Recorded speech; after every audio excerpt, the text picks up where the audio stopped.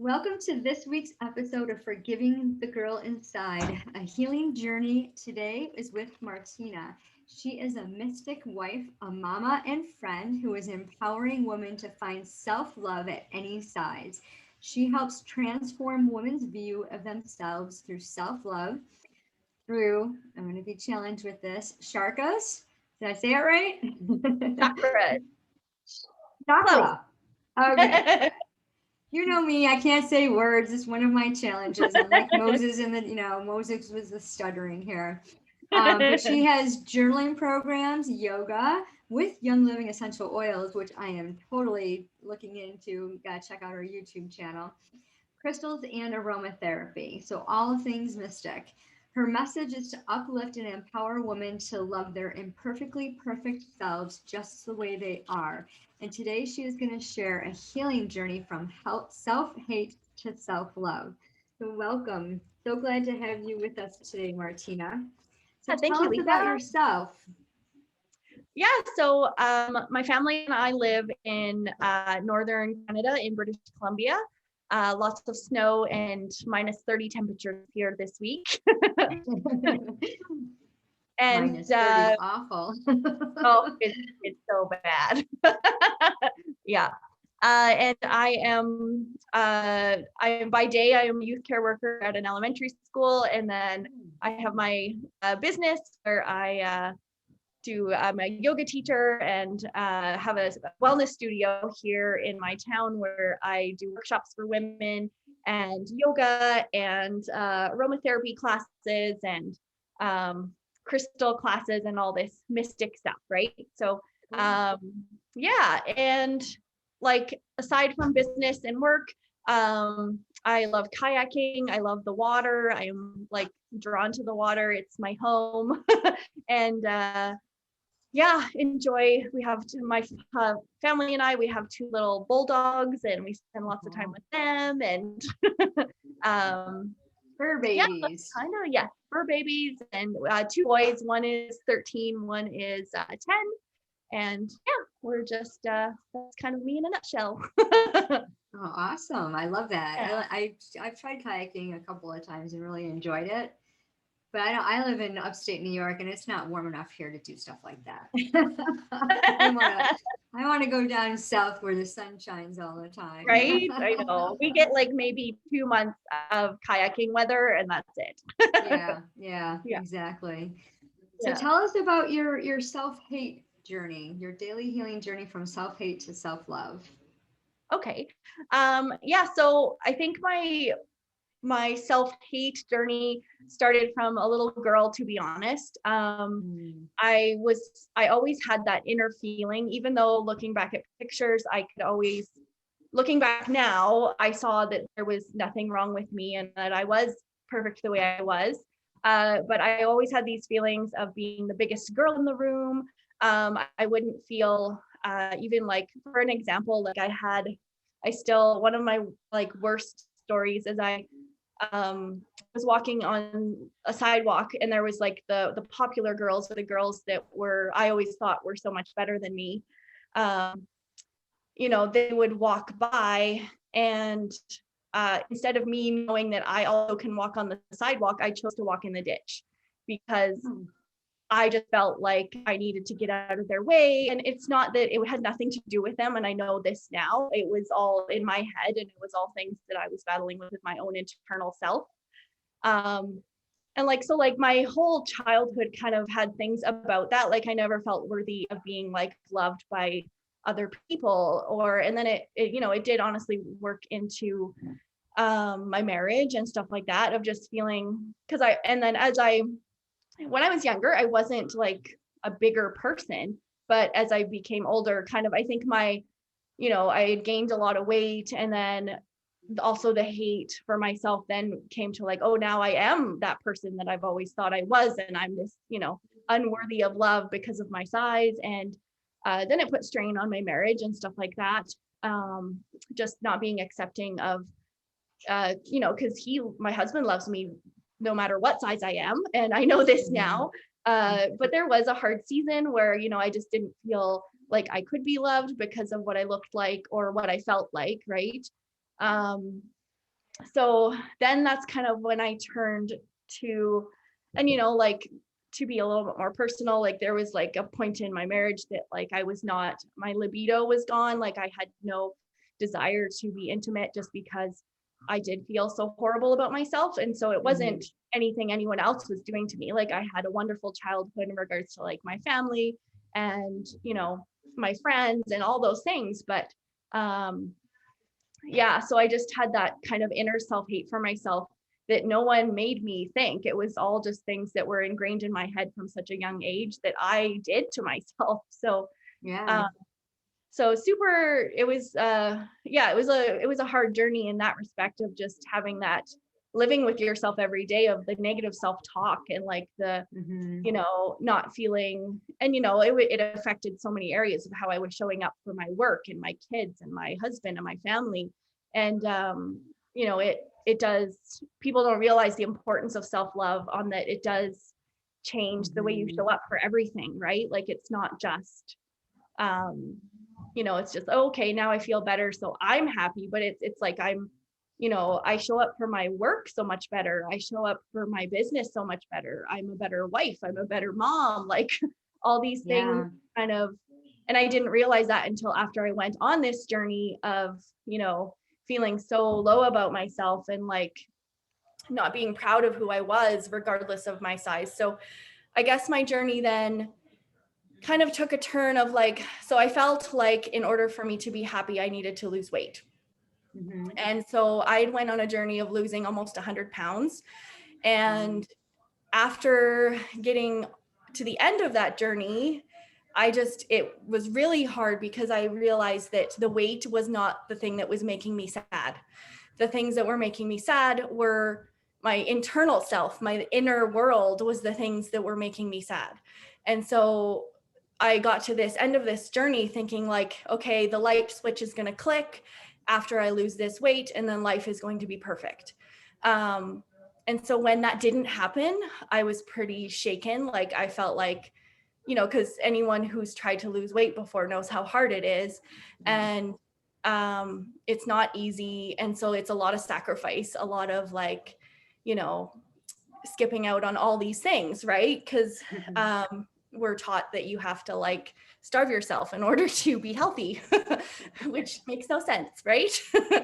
So at the end of my journey, then I kind of hit this roadblock of like, okay, now what? Like I've lost this weight, which is what the world tells me I need to do in order to be happy and in order for people to love me.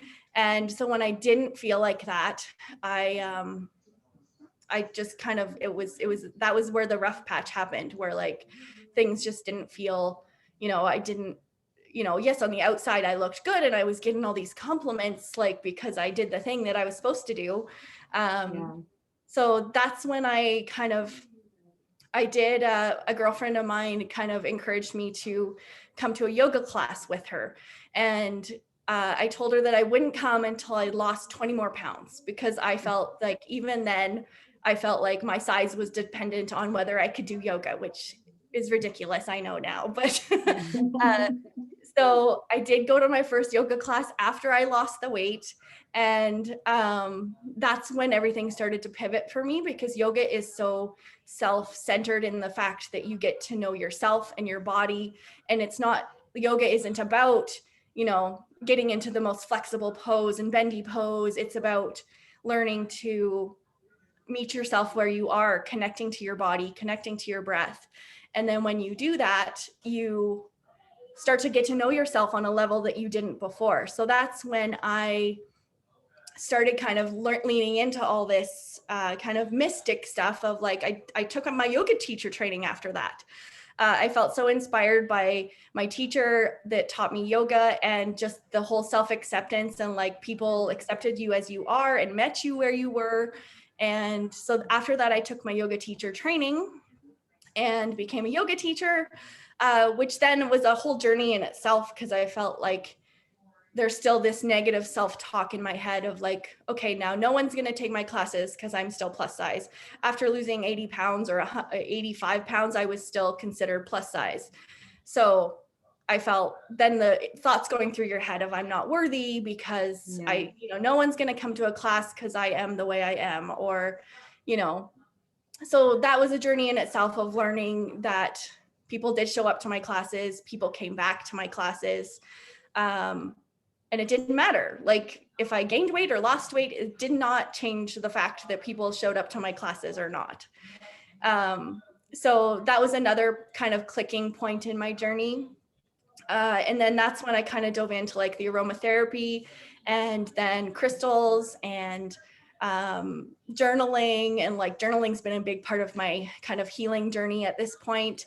And so through all this stuff, I've kind of found this fire inside me that I never knew existed. And I can say that I love my body regardless of my size. I don't set weight loss goals anymore. I just, I feed my body good food. I move my body and if I decide to have goals, it might be like, I'd love to do this yoga pose. So I'm going to work every day at trying to do this pose and I'll get there.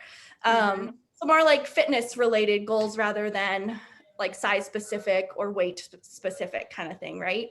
Right. Yeah. So and then journaling's been a big part of my healing journey because it's allowed me to kind of have that escape of writing things down on paper.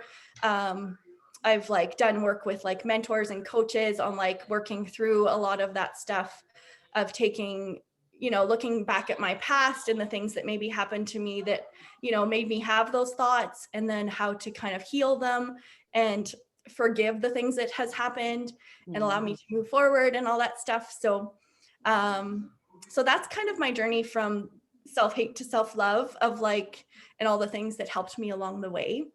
So now I'm kind of at a place where I'm empowering women to do the same. So I know that I'm not the only person who struggled with the self-love at any size, because society is really good at telling us that we are unworthy unless we're a certain size. So that's kind of the basis of my work. But then even self-love as women is super hard. Like we are always expected to be doing all the things, not taking care of our own selves. And so I want people to feel like I feel now, like to have that self-worth and self-love. Not to say I love myself every day. Like there's things about me that I still critique, but I know you're getting better at it. Yes, I am. Show yourself more mercy. I know, right? So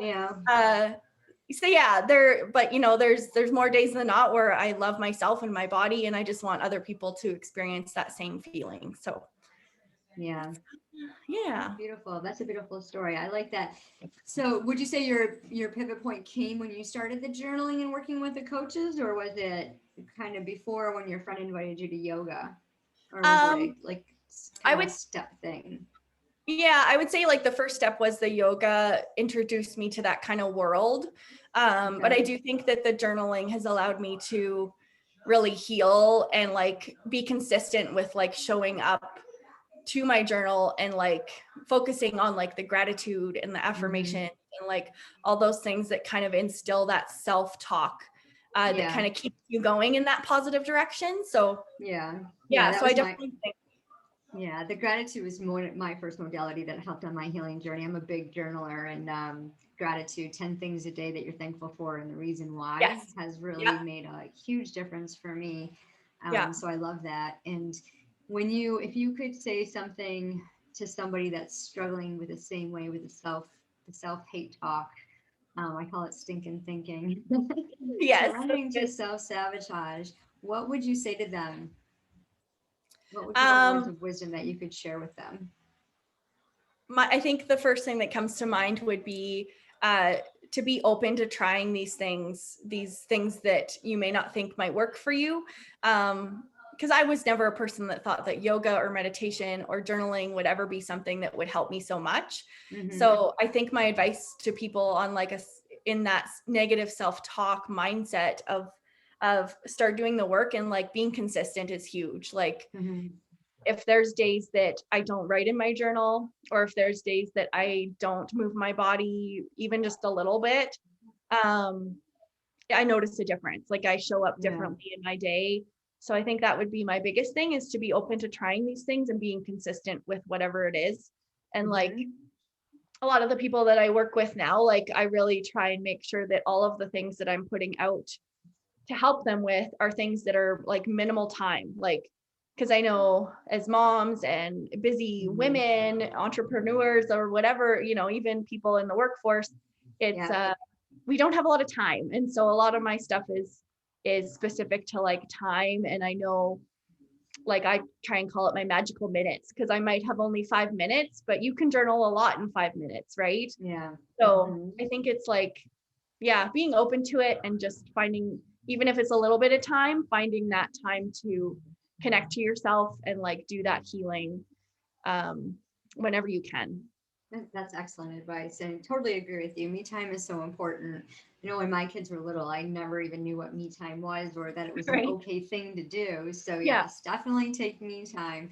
So Yeah. what do you do with the crystals? How do those fit into your modality? Yeah. So I'm a certified crystal healer, which is a whole nother thing, but I use my crystals in intention setting. So if I'm creating intentions of what I'm wanting to manifest, whether it be like a goal or a dream or just like how I'm going to show up in this day,